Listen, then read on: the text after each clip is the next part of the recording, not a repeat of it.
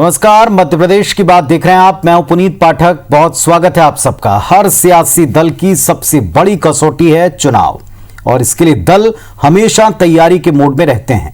भाजपा संगठन में इन दिनों बड़ी हलचल बताती है कि पार्टी ने 2023 चुनाव की तैयारी शुरू कर दी है। पार्टी नेता इसे खुलकर स्वीकार भी करते हैं। बड़ी बात यह कि इस दौर में उन नेताओं की सक्रियता पर सबकी नजरें गई हैं जो बीते काफी दिनों से प्रदेश की एक्टिव पॉलिटिक्स में वापसी की जुगत में बैठे हैं, या फिर वो संगठन के पुराने और माहिर खिलाड़ी कैलाश विजयवर्गीय जैसे नेता हो, या भाजपा में हाल में शामिल दिग्गज नेता ज्योतिरादित्य सिंधिया। इनकी सक्रियता बार बार कयासों की तरह देखी जाती है। ऊपरी तौर पर हर नेता कहता है कि ये सक्रियता सामान्य है, ये मुलाकातें रूटीन हैं, लेकिन विपक्ष इसके कई सियासी मायने बताता है, निकालता है। बात करेंगे इस पर, पहले एक रिपोर्ट देखें।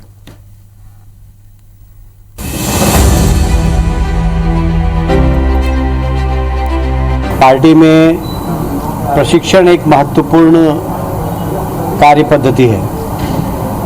कार्यकर्ता हमेशा अपग्रेड होना चाहिए समाज की समस्या और उसके निराकरण के लिए, और इसीलिए हमारे यहाँ हर वर्ष प्रशिक्षण कार्यकर्ताओं का मंडल स्तर तक का होता है। भोपाल में बीजेपी की चिंतन बैठक के बाद पार्टी महासचिव कैलाश विजयवर्गीय का ये बयान इशारा है कि बीजेपी आगामी चुनाव की तैयारियों में जुट गई है।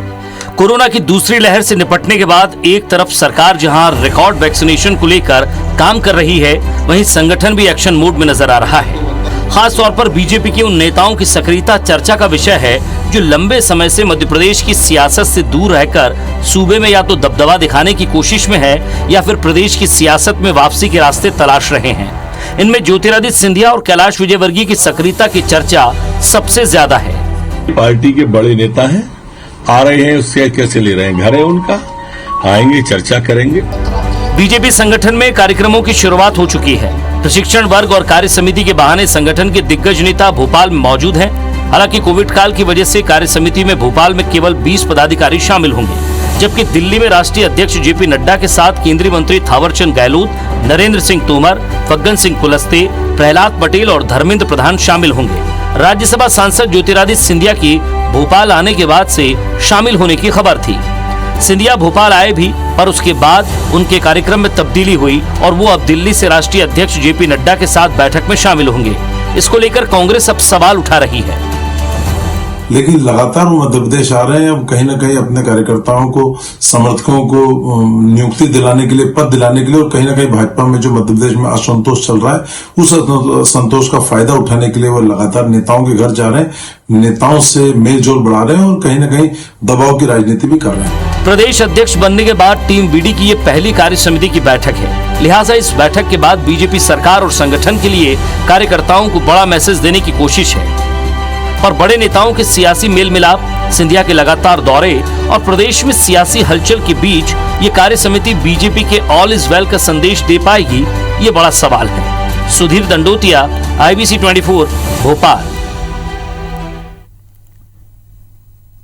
और चलिए, इस वक्त हमारे साथ में दोनों पक्षों के दो बहुत स्पष्ट वक्ता नेता जुड़ चुके हैं। सुरेंद्र शर्मा जी भारतीय जनता पार्टी से, स्वदेश शर्मा साहब कांग्रेस पार्टी से जुड़े हैं। आप दोनों को नमस्कार, स्वागत है आपका इस मंच पर। सुरेंद्र शर्मा जी, पार्टी के नेता खुलकर ये तो स्वीकार करते हैं कि चुनाव के लिए और तमाम चीजों के लिए पार्टी तैयार रहती है, प्रशिक्षण उसके लिए जरूरी है, लेकिन दो नेताओं की सक्रियता पर बार बार सवाल उठते हैं। एक हैं कैलाश विजयवर्गीय और दूसरे हैं ज्योतिरादित्य सिंधिया। एक पुराने कांटी नेता, एक अभी पार्टी में शामिल हुए हैं। दोनों की सक्रियता को बताया जाता है कि ये अपनों को एडजस्ट करने में इतनी कवायद कर रहे हैं और इनकी वजह से प्रदेश संगठन में सब कुछ ठीक नहीं, ऐसे कयास लगाए जाते हैं।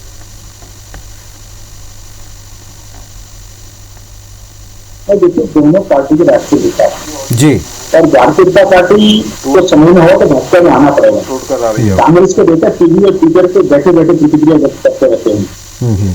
सारे प्रदेश वैक्सीनेशन हो रहा है, कांग्रेस आइसोलेशन में है। उनको केवल भाजपा में कमी निकालना आती है। कैलाश विजयवर्गीय इंदौर के मूल कार्यकर्ता है, इंदौर उनका जन्म स्थान है, मध्य प्रदेश उनकी कर्मस्थली है। वह पार्टी की योजना से बंगाल में सक्रिय थे लगातार 6 साल से। अभी बंगाल में कोई बहुत बड़ा काम नहीं, इसलिए मध्य प्रदेश में है, आएंगे जाएंगे। ज्योतिरादित्य सिंधिया जी भाजपा में आएंगे जाएंगे, और प्रशिक्षण और पार्टी की अन्य गतिविधियों से शामिल होंगे ही। तो उसमें कांग्रेस को तकलीफ क्यों है? कांग्रेस को तकलीफ इस बात की होनी चाहिए थी कि कांग्रेस के नेता कहाँ गायब है, कमलनाथ जी कहाँ है, राहुल भैया कहाँ है? वो दिग्विजय सिंह आते हैं तो प्रदेश में कोई नया स्वरूप छोड़कर कांग्रेस का नुकसान कर जाते हैं। कांग्रेस अपनी चिंता करे, हम देश की चिंता करते हैं, हम प्रदेश की चिंता करते हैं। और आप अगर चुनाव की बात कर रहे हैं तो भारतीय जनता पार्टी वो संगठन है जो साल में 365 दिन सक्रिय रहता है। एक चुनाव खत्म होता है तो अगले 5 साल की चुनाव की तैयारी, चुनाव का परिणाम कुछ भी हो, हम अगर 2019 जीते हैं तो हम 2024 की तैयारी उसका अगले दिन सबने शुरू कर दी थी। ये भारतीय जनता पार्टी है, सतत सक्रिय रहने वाला, 24 घंटे सक्रिय रहने वाला, समाज के सुख दुख की चिंता करने वाला, देश को अपना मानकर चलने वाला, राष्ट्र धर्म का पालन करने वाला ये संगठन भारतीय जनता पार्टी है। कांग्रेस के नेताओं को उसमें अगर कुछ परेशानी होती है तो ये कांग्रेस की चिंता है। अगर कैलाश विजयवर्गीय सक्रिय है तो सक्रिय है, सक्रिय है, इनके पेट में दर्द क्यों है? कांग्रेस के नेताओं को सक्रिय क्यों आते हैं? इस सवाल प्रदेश के नेता भी कांग्रेस से पूछना चाहते हैं। नहीं, सवाल इस बात का नहीं है कि वो क्यों आते हैं, लेकिन वो जब जब आते हैं तब तब ये बात खड़ी की जाती है कि संगठन के भीतर उनके समर्थकों को अभी भी कुछ जगह दिलाने पर, जो उस समय जब पार्टी में शामिल हो रहे थे तब उन वायदों को याद दिलाने आते हैं। चर्चा इस बात की चलती है कि वो स्वयं क्यों केंद्र में अब तक मंत्री नहीं बने और यहाँ प्रदेश में उनके समर्थकों को अब तक वो जगह क्यों नहीं दी गई, चुनाव हारने के बाद में भी उनको अब तक एडजस्ट क्यों नहीं किया गया। इसीलिए बार बार वो अध्यक्ष से और साथ ही साथ सरकार के मुखिया से मिलते हैं। चर्चा इस बात को लेकर करते हैं वो। ये चर्चा कौन करता है? ये कांग्रेस खड़ी करती है। कोई कांग्रेस के पेट में दर्द है, कांग्रेस के सभी नेता चिंता आते हैं।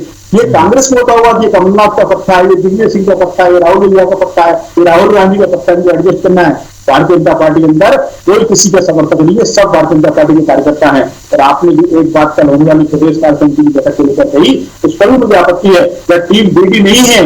माननीय प्रदेश की चौंक कह चुके हैं, भारतीय जनता पार्टी की टीम है। कल बैठक हुई, भारतीय जनता पार्टी मध्य प्रदेश की कार्य समिति की है। ये कांग्रेस का कल्चर होगा व्यक्ति के नाम के साथ देना, ये भारतीय जनता पार्टी की संस्कृति नहीं है।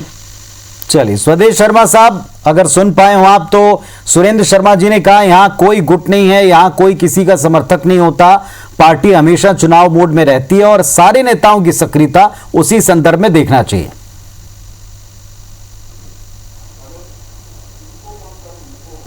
पुरी जी, इनकी बात तो पूरी सुन नहीं पाया, लेकिन आपने जो सवाल किया उसका सही जवाब है। बिल्कुल सही कहा है उन्होंने, सुरेंद्र जी ने, कि भारतीय जनता पार्टी 24 घंटे चुनावी मोड में रहती है। इन्हें जनता से कोई लेना नहीं है, इन्हें कुर्सी की जरूरत है। इनकी आज कार्य समिति की जो बैठक हुई, क्या ये बैठक, वैसे ये कहते हैं कि हमारे यहाँ संगठन सबसे पहले है, संगठन हमारे यहाँ प्रमुख है, उसके बाद सत्ता है, संगठन महत्वपूर्ण है, संगठन पहले है, तो संगठन ये तय करता है। तो क्या ये संगठन ने आज ये तय किया है कि कोरोना की महामारी की दूसरी लहर के बाद तीसरी लहर आने वाली है, तो दूसरी लहर में जो लोग हताहत हुए 1,70,000 के लगभग लोग मध्य प्रदेश में, तो क्या इनको मुआवजा देने की राशि की व्यवस्था की जाएगी? क्या जो महंगाई बढ़ रही है, जो बिजली के दाम बढ़ाए जा रहे हैं, इनको घटाने का काम किया जाएगा? क्या डीजल पेट्रोल के बढ़ती हुई महंगाई को, बढ़ते हुए दामों को कम करने की प्रस्ताव पारित हुए जाएंगे? मैं ये समझता हूं भारतीय जनता पार्टी का पहली बार ऐसा देख रहा हूं कि श्रीमती सिंधिया जी को एडजस्ट करने की वजह से पहली बार भारी भरकम कार्य समिति कार्यकारिणी बनी है। मेरी एक विधानसभा, लाहौर विधानसभा से 4 प्रदेश पदाधिकारी हैं, एक वार्ड से 2 पदाधिकारी है प्रदेश जी, आपकी बात का उत्तर देना चाह रहे हैं सुरेंद्र जी। ये सरकार सिर्फ जी उत्तर दे दें सुरेंद्र शर्मा साहब। मैं मेरे मित्र से पूछना चाहता हूँ कि कांग्रेस के महामंत्री कितने हैं? 375 उपाध्यक्ष कितने हैं? 482 मंत्री कितने हैं? 247। भारतीय जनता पार्टी की कुल प्रदेश कार्य समिति 403 की है। 4 से हो सकता है कि 4 लोग होंगे, लेकिन कांग्रेस में तो कितने होते पता नहीं। इनके एक नेता का तो गिनीज बुक में रिकॉर्ड 1100 लोगों की कार्यसमिति की। ये कांग्रेस की संस्कृति है। भाजपा में व्यक्ति की आवश्यकता, इसकी उपयोगिता, इसके आधार पर जिम्मेदारी। पहले कार्य समिति में 575 लोग थे, इस बार 402 है। पहले से संख्या कम हुई है। हमने कार्यकर्ताओं की आवश्यकता अनुसार उसको किसी जिले में एडजस्ट किया। कोई कह रहा है कि एडजस्टमेंट की परंपरा भाजपा में नहीं है। जो संगठन को ठीक स्वदेश जी वो कह रहे हैं कि पार्टी में एडजस्टमेंट की परंपरा नहीं है, ये कांग्रेस में रहती है। और आपके यहाँ संगठन का और आपके यहाँ महामंत्रियों का आकार देखें, संख्या देखें, फिर बात करें, ये कह रहे हैं वो। अगर आप ना सुन पाए हो तो देखिए, हम संगठन बेस कभी नहीं रहे, हम विचारधारा बेस व्यक्ति हैं।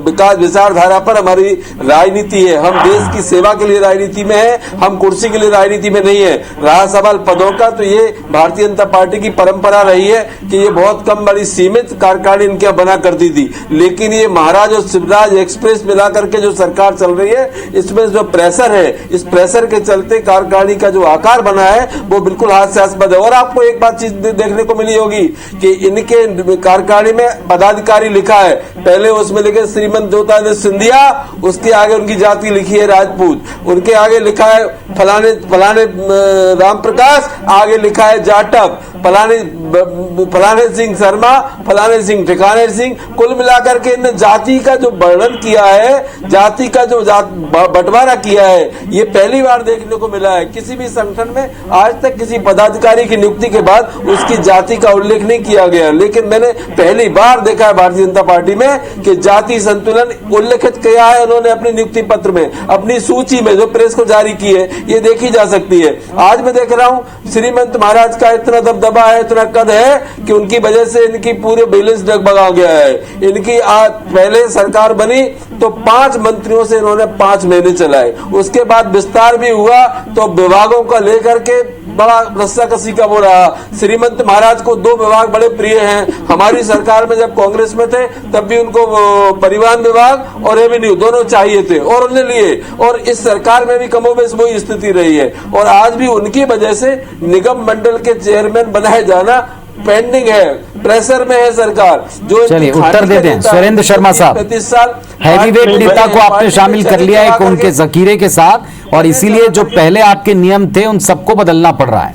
नहीं, कोई नियम नहीं बदला। मैं कह रहा हूँ कांग्रेस के मित्रों का अधूरा ज्ञान है, और सिंधिया जी का डर इतना इनके मन में है कि बार बार श्रीमंत महाराज साहब अभी भी बोल रहे हैं ये, जबकि यहाँ सिंधिया जी ने कहा कि मुझे श्रीमंत मत कहो, मुझे ज्योतिरादित्य सिंधिया कहो, लेकिन ये कांग्रेसियों के अंदर था। उस परंपरा का निर्वहन मेरे मित्र अभी भी कर रहे हैं। और आपके चैनल के माध्यम से मैं बता रहा हूं कि पहले माननीय नंदू भैया की जब कार्य समिति घोषित हुई थी, मैं भी उसका सदस्य था, तब 575 प्रदेश कार्य समिति सदस्यों की संख्या थी, अभी 403 है। 200 संख्या हमने कम की है, तो कहां पड़ा है? लेकिन इतना है जो संगठन में आया है, व्यक्ति की आवश्यकता है, योग्यता है, उसके स्थान देना पड़ा, हमने दिया है, उसको कोई संदेह नहीं है।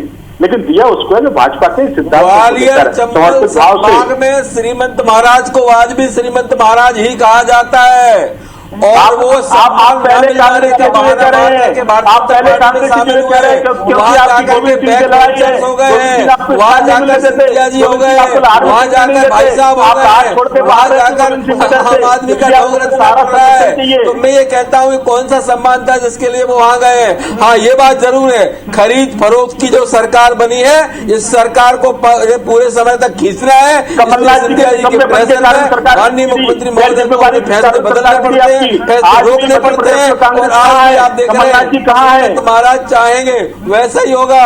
अगर वैसा नहीं होगा तो कल सरकार चित्त हो जाएगी, क्योंकि उनको पता है कि ये सरकार खरीदी हुई है, ये जनादेश नहीं मिला था। ज्योतिरादित्य सिंधिया जी खानदानी आदमी है, ये राजमाता की कृपा से सरकार बनी थी, राजमाता ने अत्याचार के खिलाफ की मजबूरी है। लेकिन प्रेशर से सरकार आपके राहुल गांधी जी नालायक भी करना आपने देखा होगा, लोगों से मिलने करते राजस्थान में सुप्रीम कोर्ट छोड़ेंगे तो क्यों छोड़ेंगे? की बात करें मंत्री से छोड़े। अगर बात करें नकली रेमडेसिविर की, तो भारतीय जनता पार्टी का बड़ा नेता पकड़ा जाता है, उसका माफिया वैक्सीनेशन की बात करें। कुल मिलाकर सुरेंद्र शर्मा जी बार बार कांग्रेस पार्टी कह रही कि एक हैवीवेट नेता को आपने उनके दलबल के साथ जो स्वीकार किया, पार्टी के भीतर जो आपने लिया, तो भले ऊपरी तौर पर वे सारे नियम कायदे कानून और एक आम कार्यकर्ता जैसा बिहेव करते हैं, लेकिन उनका एक प्रेशर है, कुछ अधूरे वायदे हैं, कुछ अधूरे एडजस्टमेंट्स हैं जो अब तक पूरे कराने के लिए बार बार चक्कर लगा रहे हैं। लेकिन इन सब से संगठन के भीतर कार्यकर्ताओं पर क्या कोई असर वाकई पड़ रहा है, इस पर आएंगे। सुरेंद्र शर्मा जी, बार बार भारतीय जनता पार्टी कहती है कैडर बेस पार्टी है, कैडर बेस पार्टी रही भी है, तैयारियों में हमेशा जुटी भी रहती है, सक्रियता नेताओं की समझ में आती है, लेकिन क्या फिर वही सवाल है कि जितनी कवायद चल रही है कार्यकर्ताओं के बीच में भी क्या ये बात है कि अभी इनको एडजस्ट करना अगले चुनाव से पहले, क्या उनको हर एक जगह के ऊपर स्थान जो दिया जाना तय हुआ था वो अभी बाकी है? इस बात को लेकर इतना संघर्ष है भीतर ही भीतर।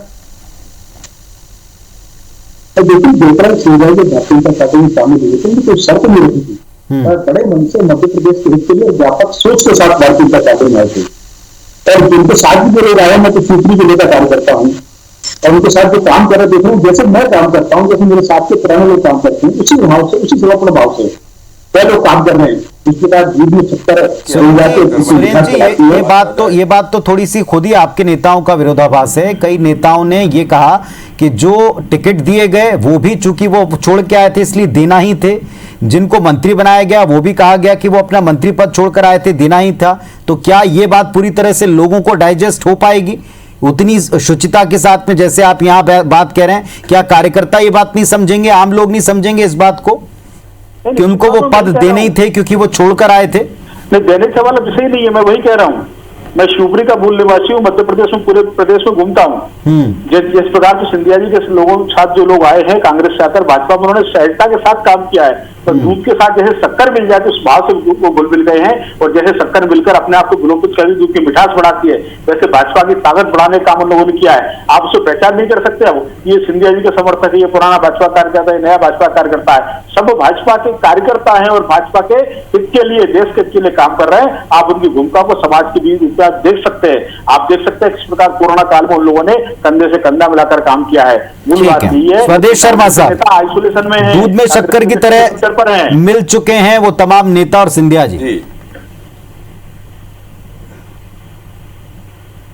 मुझे बड़ी हंसी आती है जब भारतीय जनता पार्टी के प्रवक्ता इस तरह की बात करते हैं। इनकी घाटी के नेता, इनके 6 बार के विधायक मंत्री बनने से वंचित रह गए क्योंकि एक निश्चित संख्या है, निश्चित संख्या में मंत्री बनाना है, और ऐसे में इनका आ जाना, इतने सारे लोगों का इन्हें एडजस्ट किया जाना, ये सरकार की मजबूरी है, भाजपा की मजबूरी है। और इनके इतनी रस्साकसी है कि इनके यहाँ बंद कमरों में जो बैठकें होती है, बैठकों का तात्पर्य ही यही है कि इनके यहाँ घोर असंतोष है, कार्यकर्ता परेशान है। पहली बार जो आदमी, ये समझ लीजिए आप, एक बड़ी मोटी सी बात है, एक व्यक्ति पूरी विचारधारा के साथ 30-35 वर्ष किसी पार्टी में रहा जैसे मैं हूँ, क्या 24 घंटे में मेरी विचारधारा पलट जाएगी? और पलट जाएगी तो मैं मुझसे बड़ा गद्दार कौन होगा?